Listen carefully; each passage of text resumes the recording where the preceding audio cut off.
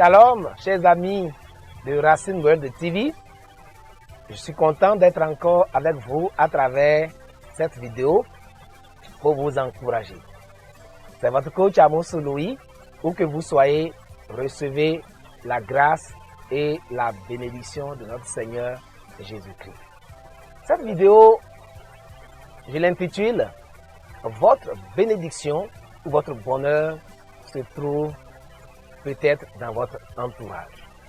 Autrement dit, ne méprisez pas vos voisins. Ne méprisez pas vos voisins. Chers amis, il n'est pas rare de constater que des frères, des sœurs, des compatriotes vivant dans le même quartier, vivant dans la même maison à louer, la même maison locative, ou même vivant sous le même toit, se méprisent pour une raison ou pour une autre. On voit l'autre, on ne peut même pas dire bonjour. On voit l'autre, on ne peut même pas s'approcher de lui de temps à autre pour savoir comment il va, s'intéresser à lui et lui accorder une certaine sympathie. Cette attitude désinvolte, cette attitude fondée sur chacun pour soi, Dieu pour tous, est de plus en plus en train de toucher les humains et nous empêche de jouir parfois des grâces que le Créateur veut nous faire à travers ces personnes. Chers amis, où que vous soyez en m'écoutant actuellement, sachez que lorsque Dieu vous bénit, lorsque Dieu vous fait du bien, il passera toujours par un humain. Il ne vous élèvera pas sans l'apport ou sans la contribution d'un être humain. Il vient même parfois vous visiter à travers un être humain. Votre destinée peut changer à travers un humain que vous allez croiser sur votre chemin. Retenez à travers cette vidéo que vous devez changer votre perception, votre paradigme du voisinage. Comment vous collaborez avec ceux qui vivent autour de vous. Beaucoup de personnes ont raté leur grâce, ont raté leurs opportunités, ont raté des bénédictions à cause du mépris qu'ils ont envers ceux qui sont autour d'eux. Je m'en vais vous donner deux exemples bibliques de personnes qui ont été bénies, dont l'histoire a changé radicalement de façon positive à travers ceux qui étaient autour d'eux. Quand nous lisons 2 Rois, le chapitre 4, nous voyons l'histoire d'une dame, la femme d'un prophète. Son mari est mort en laissant des dettes et ses enfants étaient obligés d'aller travailler pour aider leur maman à vivre. Celui à qui ce prophète devait de l'argent est venu un jour dire à la dame, « Madame, je vais prendre tes enfants, ils seront mes esclaves, ils travailleront pour moi afin que vous remboursez la dette que votre feu mari me doit, a laissé. » La dame était blessée de son cœur. Elle a perdu son mari et bientôt elle devait perdre encore ses enfants à cause de la dette. Vous êtes probablement aussi endetté comme cette dame-là. Probablement dans les difficultés aussi comme cette dame-là. Où vous pleurez, où vous ne savez pas où mettre la tête. La solution à votre problème peut-être n'est pas loin. Elle peut être chez la voisine d'à côté que vous négligez, chez le voisin pauvre d'à côté ou chez le voisin riche d'à côté à qui vous ne dites même pas bonjour. Ceux qui vivent en location sont nombreux à ne même pas se dire bonjour. C'est une attitude vraiment malheureuse. Chers amis, cette dame-là est allée voir le prophète et a dit, cher homme de Dieu, cher Élisée, ton serviteur est mort et a laissé des dettes et nous en souffrons. Et le créancier est venu et veut prendre mes enfants comme esclaves. Et l'homme de Dieu lui a dit, qu'as-tu avec toi à la maison? Elle a dit, j'ai encore un peu d'huile. Et l'homme de Dieu lui a dit, rentre chez toi, demande à tous tes voisins des récipients. Ça peut être donc des canaries, ça peut être des gobelets, ça peut être des seaux. Dans notre contexte d'aujourd'hui, on dira des bidons. Des bidons de différents volumes. Demande autant de bidons, demande autant de récipients que tu peux avoir et va, commence par renverser l'huile qui est dans ton fiole là, dans ces bidons. Tu en auras assez pour vendre et tu régleras ton problème. La dame est partie chez ses voisins, puisqu'elle n'avait pas assez de bidons, de récipients. Elle a demandé autant de bidons ou de récipients qu'elle pouvait auprès des voisins et a appliqué ce que le sacrificateur, ce que le prophète a dit. Cette dame-là a eu assez d'huile qu'elle a vendue et a pu sauver la vie de ses enfants de l'esclavage.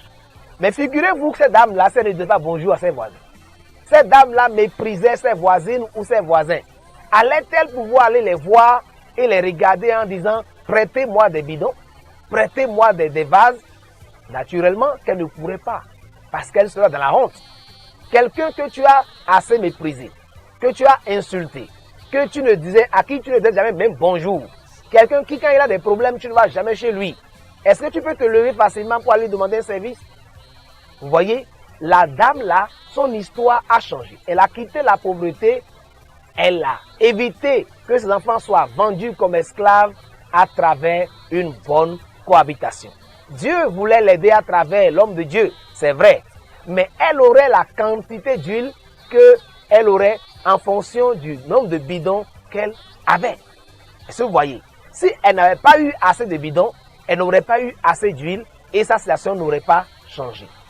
Vos voisins, vos voisines, ceux qui vivent en location avec vous, ceux qui vivent dans le quartier avec vous, vous devez commencer à les honorer. Parce qu'il se peut qu'un jour un voleur vous visite. Il se peut qu'un jour, à votre absence, quelqu'un veuille faire du mal à vos enfants, à votre femme ou à votre maison. Mais les voisins peuvent vous alerter. Les voisins peuvent dire, ah, laissez les biens de ce monsieur car c'est un bon voisin. Le deuxième exemple que je vais vous donner pour finir cette vidéo, c'est l'histoire d'une petite fille qui était dans un pays étranger. Elle vivait comme une fille de maison, comme une esclave, vidomégon, comme on le dit au Bénin, en l'anglophone. Une servante. Son patron était malade, malade de la lèpre. Et vous savez, pendant des années, dans son pays, le monsieur n'a pas pu se soigner. Aucun médecin, aucun devin n'a pu lui trouver une solution à son problème. Mais un jour, la petite fille qui vivait avec eux a dit à quelqu'un proche, je connais un homme de Dieu en Israël. Et si mon patron pouvait aller vers cet homme-là, il serait guéri. Vous voyez, elle vivait avec eux. Je ne connais pas le traitement qu'on lui administrait. Mais si la petite là méprisait son patron, si on la maltraitait, si on la frappait régulièrement, si on ne lui donnait pas à manger et qu'elle était remplie d'amertume et de frustration, elle allait savoir que l'homme de Dieu pouvait donc régler ce problème-là sans jamais dire cela. Beaucoup de gens ont la solution à votre problème, à votre mévente, à votre chômage, à votre célibat, à votre maladie. Mais ils se taisent parce que vous les méprisez. Bien-aimés, Dieu ne quittera pas le ciel pour venir vous aider. Il passera par un individu. Mais cet individu-là, vous devez être en bon terme avec lui pour que son cœur soit ouvert et qu'il vous rende un service. La petite fille-là a dit ça à son patron ou aux proches et le patron a été informé et est parti en Israël. Et lorsqu'elle a rencontré Élisée, Élisée lui a dit, va te laver 7 fois dans le Jourdain et tu seras guéri, purifie ta lèpre. Elle est partie, il est parti effectivement et il a fait ce qu'on a dit et ce monsieur a été effectivement guéri de sa lèpre. La lèpre était une maladie qui vous écartait de la société, qui vous humiliait. Personne ne peut manger avec vous. Vous êtes considéré comme impur. Ce monsieur-là a été libéré de son impureté, de sa maladie, parce que l'enfant, la petite fille qui était dans sa maison, lui a dit la solution est en Israël. Bien-aimé, la solution à votre problème peut être chez le vide-mégon, la vide-mégon qui est avec vous, avec la bonne, avec le gardien, avec le chauffeur, avec le vieillard du quartier, avec les enfants du quartier.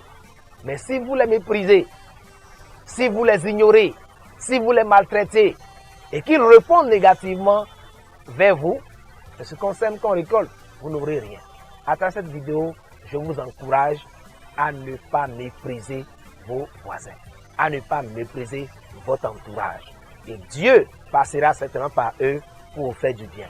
Si vous avez aimé la vidéo, partagez-la massivement sur les réseaux sociaux pour que beaucoup de personnes qui ont besoin de la délivrance qui passera par leurs voisins entendent, changent d'attitude et que la grâce de Dieu soit manifeste dans leur vie. C'était votre coach Amos Louis. Shalom, shalom.